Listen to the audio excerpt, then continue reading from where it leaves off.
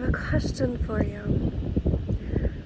Do you think that things happen for a reason? Or that they're just random? First off, apologies in advance for my voice because my allergies are freaking out right now. So try to ignore that. But if you are a spiritual person, if you are one with God in this universe, then we know that God doesn't make mistakes, that there's no such thing as a wrong move. God is perfect. So then I must ask, if God is perfect, if we are one with this universe, is it then possible for us to have done something that was not meant to have been done? Is it possible for things to happen by accident? Is it possible that circumstances should not have happened? In particular, like, I've heard a lot of people say, like, I regret this. I regret, like, in particular, being with this specific person. I regret, like, I wish I never loved this person. This person didn't deserve my love or my treatment. And it's something that I hear, like, surprisingly frequently in various forms. People say, like, oh, like, this person didn't deserve my love. My love is lost. Like, I should not have given away my love to this person, or even this situation, this activity, this endeavor, even things like that too. I should not have put my soul into this thing.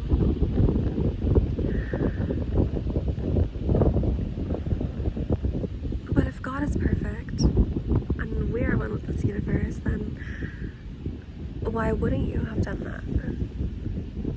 How could you possibly say that it was a mistake? Or even that your love is lost? Because love is not lost. even if you decide to move on, you no longer are with a certain person, you no longer are in a certain circumstance, you decided that this environment no longer suits you and you move on from it. Even so, who's to say that you weren't to have existed in that place at one point in time?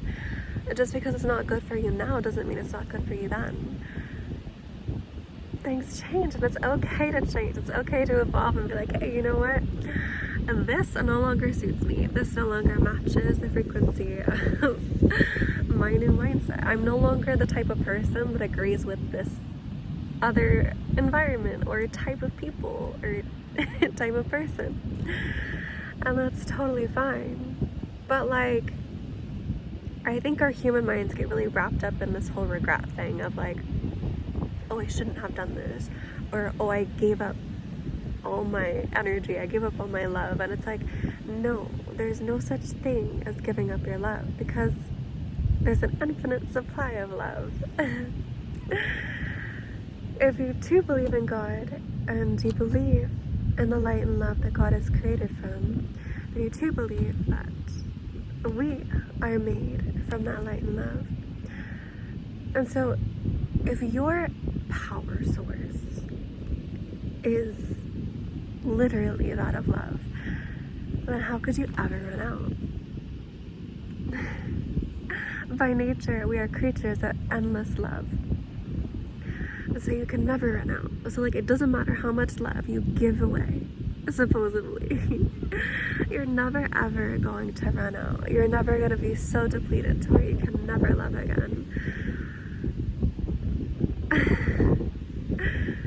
We have an infinite supply, and we live in an abundant universe, but our human minds become so distracted thinking, oh my god, no, there's only so much. And just because you're tired in the moment, just because you're sad in the moment, doesn't mean that you'll never again get your energy back. And I think this concept of endless love is so important because we do forget that. We forget that since we are so dead focused on the physical gives us the illusion of limitation, gives us the illusion of that there's not enough, there's only so much of a thing. But there is abundance of things. There's infinite creation, there's infinite love. That is literally how this existence is created, by the love of God. And so, if infinite creation can be supplied by a source of endless love, then how could you ever run out if you are connected with that very source?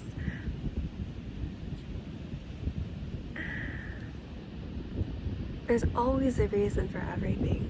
So even if a person no longer deserves your energy, no longer deserves your love, whatever kind of love that is too, that can be like partner love, that can be friendship love, that can be any sort of family member love, any of that. It's never wasted. It just comes back around in different ways. And maybe that person needed your love. And this is something we disregard a lot too, because we talked a lot before about how like people who are in pain will hurt other people. So a lot of times I've seen people who are like in relationships that went badly, and they think to themselves like, oh, how could I possibly love this person? They're so mean, you know, they're a bad person, all this stuff. And it's like, well, there's a reason why you guys were magnetized towards each other. There's a reason. That person, because they're obviously behaving in a destructive manner, clearly needed love. And you, from your endless supply, shared a bit of that for a certain amount of time. And even though you might not see the results of it right now, and even though it might not come back to you in that specific relationship, there's so many underlying mechanisms going on that we're not privy to think that we know it all, to think that we understand how it all works. No. And there is often a delay. So like the amount of love you put into a person or an endeavor, the amount of energy you put into things and people does not go away. They tuck it away and leave it for later. Like so many times when people are going through hard times, like they don't immediately reflect it back to you, but it gets tucked away into their supply, and later down the road they might see how that helped them, how that brought them further along and helped them to perhaps give love in other ways to other people that helped us continue this creation as a universe towards greater love, towards greater acceptance. We don't know always the immediate effects of like our actions. So to think that, oh, I shouldn't have done this, I shouldn't have cared for this person, I shouldn't have put my energy into this. Being a kind, good, loving person is never a bad thing. Even if you don't get it back immediately, it's never a bad thing. That's the very best thing you could possibly do in this universe, is share kindness, is share love in all ways. Because what does that do? It amplifies the love of the entire universe, that infinite creation. So it's not for nothing. Even if you don't personally see it right now, it is contributing to that supply, amplifying. You never run out, you just amplify. The more you give, the more you get. It's not like how we perceive the physical things here. You're not gonna run out, you're not gonna be like, oh, there it is, it's all gone. No, you just get more and more and more. And the more that you practice it, the more that you want to, because you amplify your own. Even if you don't get anything in return, literally practicing it will amplify your own, because the more that you focus your attention on a certain type of feeling, on a certain way of being, you want to do it more. It becomes muscle memory for you. So the more that you practice giving love without expecting anything in return, the more you will amplify your own supply. And I must say, this doesn't mean like just being okay with people treating you badly, because we've talked before about like setting boundaries and stuff. So yes, if it's no longer for you, feel free to leave the situation respectfully. But the goal here is to amplify your supply, because yours is connected to the source, connected to us all.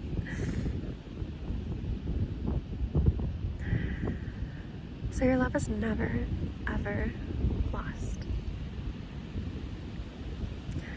I love you so much.